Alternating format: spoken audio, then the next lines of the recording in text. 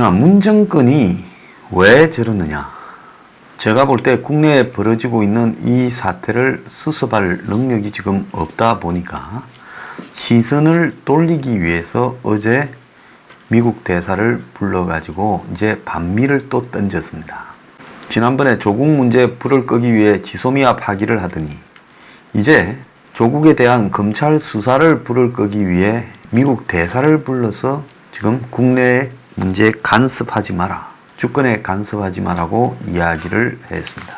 그래서 이 문 정권은 이제 일본 문제에 이어 미국과의 동맹 문제도 국내 정치에 지금 악용을 하고 있습니다. 그래서 미국에서도 이 일을 지금 다 알고 있어요. 문이 한미 동맹 문제를 국내 정치 이슈로 악용할 정도로 지금 해서는 안 될 일을 하고 있다. 우리가 이 문 정권을 어떻게 대응해야 되겠느냐, 이 부분을 미국이 굉장히 고민을 하고 있습니다. 자, 제가 지소미아 파기가 지난주 목요일 결정을 했죠. 목요일 6시 한 20분쯤 결정했죠. 그때 오후에 접어들 때까지 지소미아 파기 계획이 없었다. 왜 갑자기 NSC에서 지소미아가 파기되었느냐, 이 부분을 집요하게 물고 늘어졌습니다. 많은 사람들은 문 편을 드는 사람이죠. 문의 거대한 그레이트 플랜이다. 웃기고 있네요. 그레이트 플랜 같은 소리하고. 그래서 내년 총선까지 가기 위한 어떤 긴 문의 계획하에서 나왔다. 이 정권이 가끔은 좀 사람을 웃깁니다.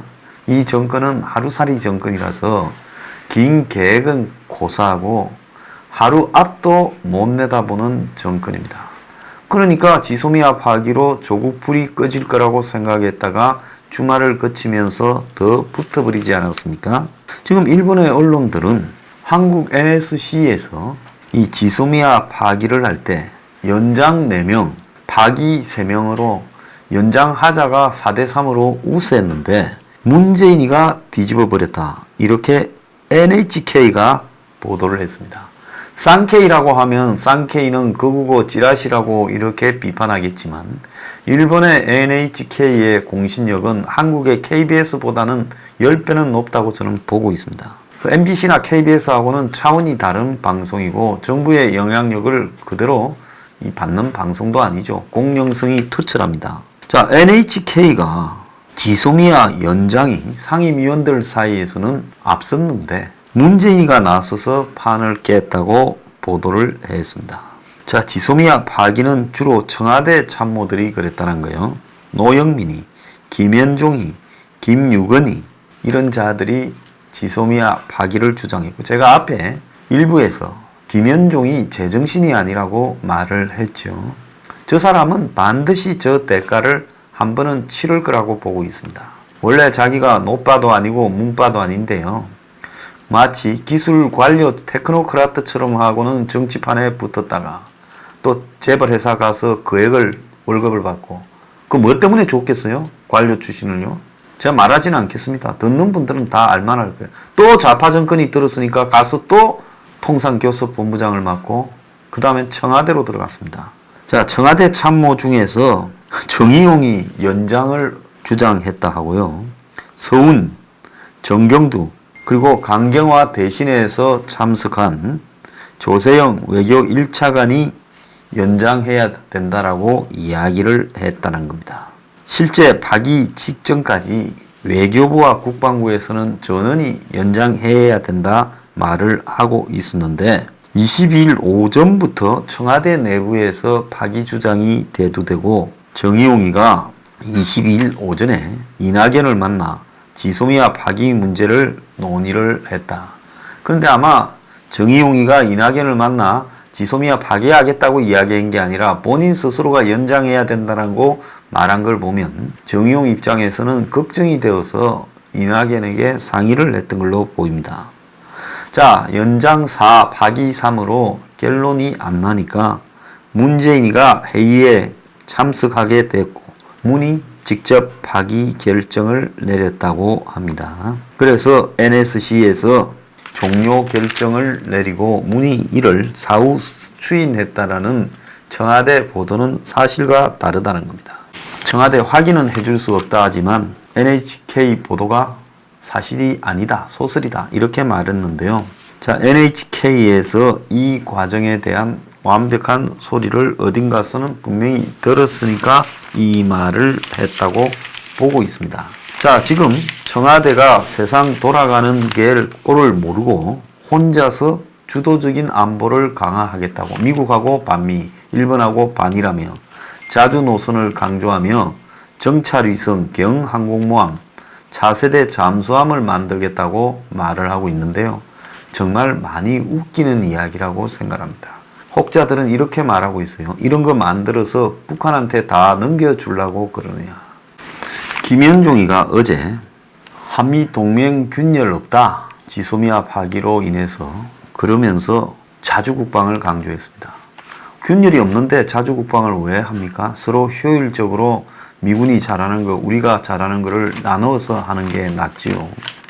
자, 자주국방이라는 말은 미국 쫓아내고 그냥 한국이 지키겠다. 국민 앞에는 이래 사기 쳐놓고 미군 나가고 나면 북한하고 남북 연합하자라고 이야기할 거 아닙니까? 연방제 하자고.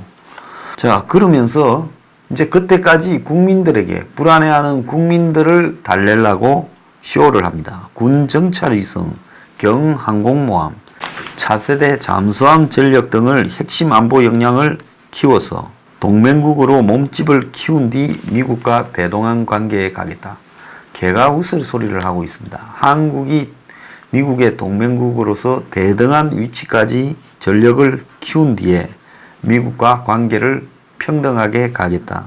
군에서도 이 말이 너무 앞으로 나갔다고 지금 비판이 나오고 있고요. 국내 기술만으로 현재 이런 무기들을 개발하는 게 불가능하고 국내 예산 수준으로 감당이 불가능하다는 겁니다. 정찰위성 사업도 연구만 지금 하고 있는 수준이고 실제 사업이 가능할지도 모르는 부분이며 기술 수준이 5, 6단계인데 실제 8단계는 돼야 개발에 착수할 수 있다는 거고요.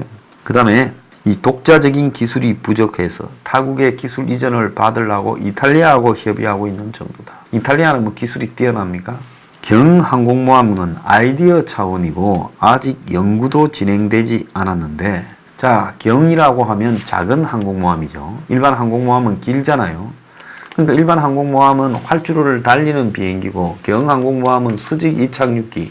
그럼 한국이 가져올 수 있는 수직 이착륙기가 F-35B밖에 없는데 미국한테 벗어나서 자주국방 하겠다는데 미국이 F-35B를 팔겠어요? 아니 북한이 F-35A 들고 온다고 박근혜 정부 때 40대 계약한 거 지금 6대인가 들어왔죠. 그거 갖고도 난리를 치고 있는데 앞으로 F-35B를 문 정권 간에 들고 올 수 있겠어요? 북한이 무서웠어요? 자, 그런데 F-35B가 가격이 최소 2조가 더 들어갈 거다. 그리고 경항모가 1조, 3조가 더 들어갈 이런 일들을 한국이 할 수 있겠느냐? 또 할 필요가 있느냐는 이야기까지 나옵니다.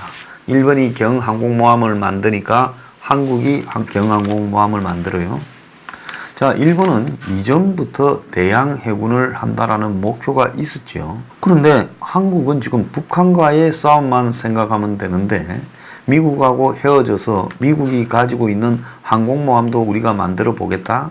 이제 이쯤 되면 살짝 맛이 갔다고 봐야 돼요. 거기에다가 지금 차세대 잠수함이라는 거예요. 이거는 원자력 잠수함, 핵추진 잠수함을 의미하는 걸로 보이는데요. 자, 핵추진 잠수함을 만들려고 하면 한미 원자력 협정 개정을 해야 되는데 미국이 지금 한미 원자력 협정을 개정해 줄 가능성이 거의 없습니다. 한미 관계가 좋아도 안 해주는데 지금 한국과 관계가 최악의 상황에 해주겠어요?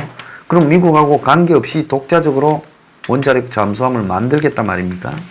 그래서 지금 국민들을 상대로 이 정권이 미치지 않고서는 할 수 없는 황당한 소리들을 일관하고 있습니다.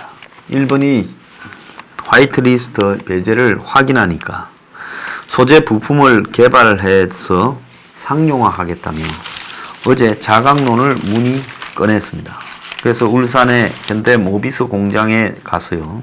제조업 해외 투자 10%만 국내로 되돌려도 제가 항상 이야기하는 리셔링, 이야기를 하겠죠. 연 2조 원이 이렇게 늘어난다. 그래서 현대모비스가 지금 중국에서 국내로 1단계로 3,300억 투자해서 미래차 부품 핵심 기지를 만든다. 수소차 기술 어떤가 하니 모비스가 당연히 최고다. 무역 보복에 맞서 경제 스스로 지켜야 한다. 이렇게 말했어요. 자, 국내로 이제 해외 나갔던 기업들이 돌아오라는데요. 그러면 뭡니까? 서민 파퓰리즘 15조에서 했던 말이 있죠. 어때야 돌아옵니까? 노조, 땅, 그리고 기업이 들어가는 자본, 즉 세금과 관련되는 기업의 비용 등을 낮춰줘야 되는 거죠. 땅값 낮춰줘야 되고 노조 정리해줘야 되고. 그러지 않는 한은 누구도 한국에 돌아오지 않을 거다. 근데 여기 가장 중요한 거는요. 문 정권이 지금 깨닫지 못하고 있는 거는 미국이 이미 일본으로 완전히 기울어 버렸다는 겁니다. 한일 갈등을 화해해라는 중간자가 아니라 이제 한국의 염증과 환멸을 내고 일본으로 확실히 기울어버린 속내를 노골적으로 드러내고 있고, 미국 정부의 당국자들은 한국 측에 지소미아 종료 11월 22일까지 다시 생각하라고 최후 통첩을 하고 있는 수준입니다. 원상 복귀하라 지소미아를 말하며 한일 양쪽에 도움이 안 되는 선택이다. 자, 이렇게 말하고 있습니다.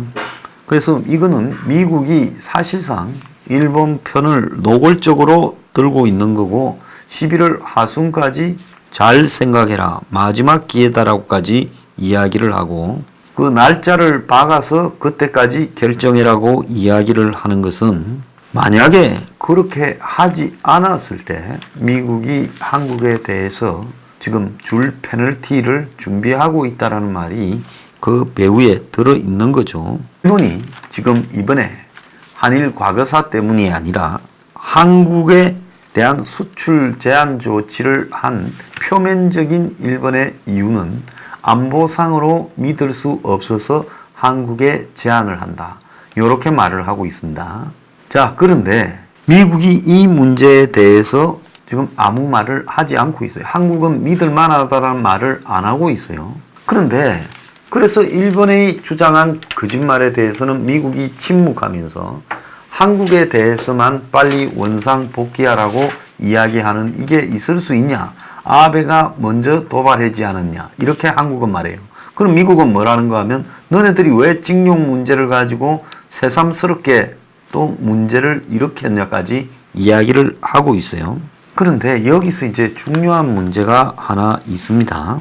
그건 뭔가 하면 안보상에 믿을 수 없는 이유가 있어서 일본의 핵심 부품 소재를 한국으로 수출 제한한다라는 말이 맞다고 미국이 확인을 해주는 일이 벌어졌을 때 그때는 이제 뒷감당을 어떻게 하려고 그러나 이제 그럴 때는 일본의 주장이 옳았다라고 될 거라는 겁니다. 그런 거 없다 말하겠죠. 저는 만약에 한국이 북한에다가 몰래 석탄 밀수를 하고 정제유 불법 환적을 해준 사실이나 더 나아가서 지난번에 김정은의 벤처가 한국 항구를 통해서 북한으로 건너간 부분에 대해 이 배경에 한국 정권이 있다라고 확인되면 그때는 이제 어떻게 할 것인가? 제가 묻고 싶어요. 어떻게 할 겁니까? 만약에 그 확인을 미국이 해줬을 때는 한국은 어떻게 할 것인가에 대해 계획이 있습니까? 자, 미국은 시간이 있을 때 협상으로 돌아오라고 이야기를 하고 있습니다. 그래서 지금 미국의 고위 관리들은 거의 한국을 집중적으로 나무라고 있고 한국이 사태를 악화시켰다고 말하고 있어요. 우려와 실망과 모든 것들이 한국에 집중되고 있습니다. 자, 그래서 미국은 일본 편을 들고 있습니다. 그 이유는 뭔가 하면 미국에 있어서 신뢰할 수 있는 동맹은 한국보다 일명이다. 그렇게 된 것은 지금까지 누적된 많은 어떤 과정들을 우리가 알고 있기 때문에 그렇게 한 거다.